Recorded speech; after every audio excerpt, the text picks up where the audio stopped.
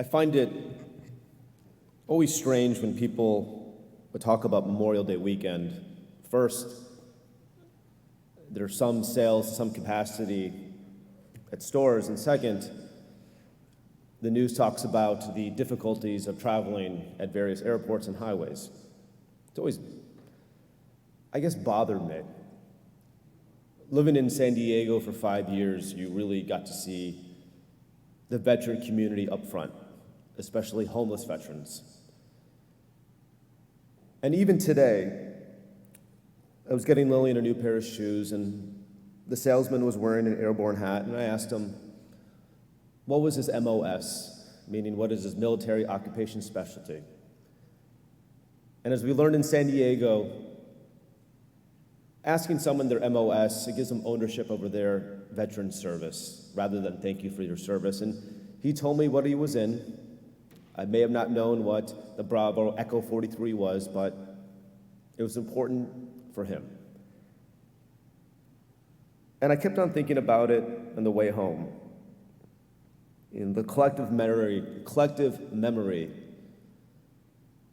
of our vets who died in service, and we really don't mourn them. And then every Memorial Day, our JWV, our local group here, they give me the sacred list to read. These are those Jewish soldiers who passed away during Operations Iraqi Freedom, Enduring Freedom, New Dawn, and Freedom Sentinel, current as May 2023. And just like almost a piece of Torah, this list, to me, it's sacred. And it bothers me that the way we honor their memories is through travel or getting 25% off something that really isn't important at the end of the day. And then another question came to mind. As these people, these brave Jewish soldiers, Americans, lost their lives defending our freedom, the type of country and the type of world they'd be seeing, especially post-October 7th. And just a simple scan of the week, we saw the absurdity of the ICC court, a warrant for the Prime Minister of Israel, a ruling to stop the invasion of Rafah. We saw the absurdity of Spain, Ireland, and Norway recognizing the state of Palestine, and keep in mind, there was no conversation of recognizing the state on October 6th, so the only way to see this is rewarding terrorism. And again, I think of these brave Jews, knowing that the bodies of 4 hostages the IDF recovered, a tunnel that was, of course, located in the UNRWA, United Nations Refugees Works Association. I wonder what our vets would think of the awful acts of the college graduations, the college presidents who testified before Congress, only exacerbating the pain that we feel. I wonder what they would think of the release of the Nahal Oz, that video where the Hamas terrorists were so thrilled to receive the 5 Jewish women that we know what's going to happen to them. And I also think about what they would thought, that the survivors at the Nova Music Festival, we're not talking about this, but over 50 of them who survived it committed suicide. I also what they think of how newspapers are auditing the coverage of mainstream media outlets and how there's been horrendous coverage regarding Israel and nearly pro-stories regarding Hamas. Each Shabbat, I pray that this war comes to an end. I pray for peace every time Cantor sings. I pray for peace every night. I daven the Psalms. I try to find the good in the world. I want this war to end so badly that Israelis and Jews can finally mourn what was taken away. But each week, we as a staff, we as a Jewish community, we continue to hear the cries of this congregation and the Jewish community. The questions range from when will this stop? Why is this happening? And it's 2024. We are the most emancipated, our innovation, our technology, we're the most progressive country, what we have strived for, and yet we still have that silence from our friends, the failure of elected leaders. How can any reasonable person believe any of the Hamas data? I wish I had the perfect answers to these questions.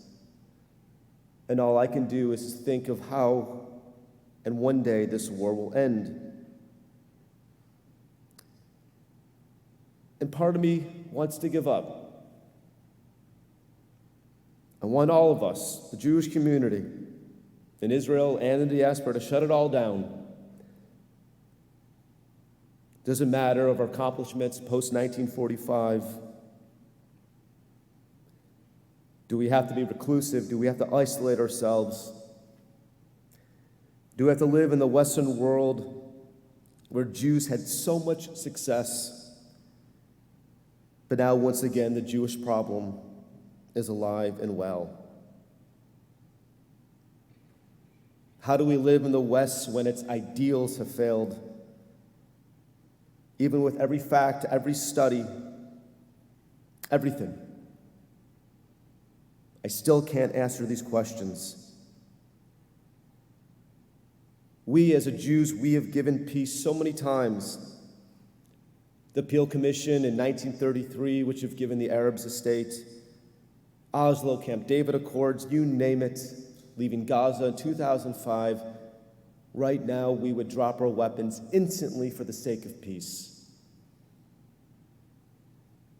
But again, it's so easy for us to shut it down.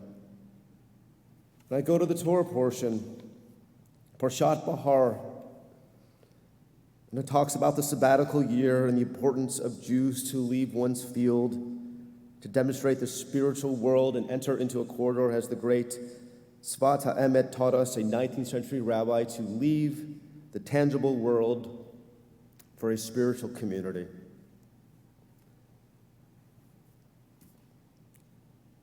At this part of the teaching, it felt that he wasn't wrong. If you don't think that our Jewish community is wrestling with notions of God and Jewish theology,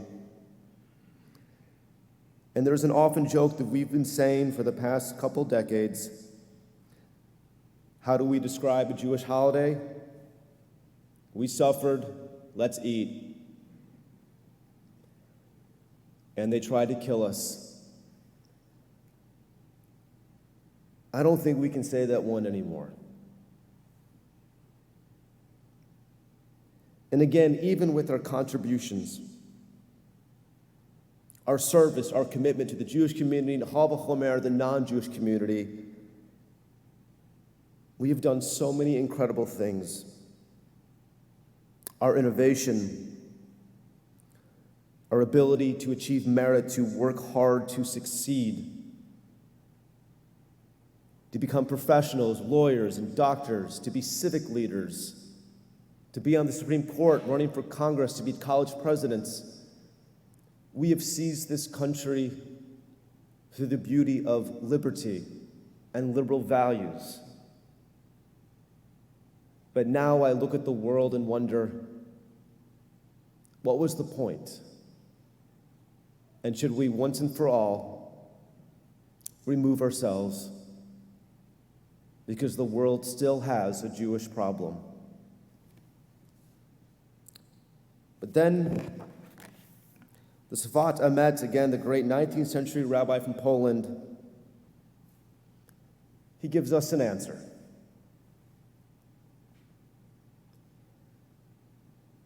We cannot abstain from the world in which we live in. We are obligated to live in it and to do good things. And then I look back at the teaching of Rabbi Hirsch, who wrote his brilliant 19 letters, writing 200 years ago, and said, the purpose of a Jew living in a secular world is to engage in righteousness and loving kindness. It's to feed the poor. It's to comfort those who mourn, regardless if one is Jewish or not. It's to assist by word and deed. And then as a historian, I look back. During the medieval period when life as being Jewish wasn't good, with people as Nachmanides who would publicly debate the value of Torah and win. We composed literature, Jewish law, Jewish holidays, more ritual. These were during the Crusades, during the pogroms. We didn't give up then. And even as bad as it may seem, with such a failure of Western ideals, we cannot give up. And what I'm asking our Jewish community is that we have to work harder. Not to prove ourselves that we have the skill set to do X, Y, and Z, but to do work harder despite all of the hate in the world against us. We will still do good. We've been doing this for 2,500 years. Empires have attacked us. We're still standing. Regimes come, but we're still here. And the reason we're still here is because we love our tradition. We want to love the community. We want to be part of it. This war will end in a month, in 6 months, who knows? But when it does end, I want us to reflect on the life that we lived. Were we reclusive? Did we isolate ourselves? Or did we rise to the occasion? Did we engage in more mitzvot? Did we study more Torah? Did we light the Shabbos candles? Did we bless our children? The generations of the past were able to do this. We can do it too. For our children and their children. We are commanded to be in this world. And therefore, as my final message for you tonight, as dark as the world may seem, we've been through this world already. Again, I say, we will go the mile, we will go the marathon. Righteousness and loving kindness from the Jewish community shall permeate everywhere. And when we do this, this is a legacy that our generation will leave behind. Shabbat Shalom.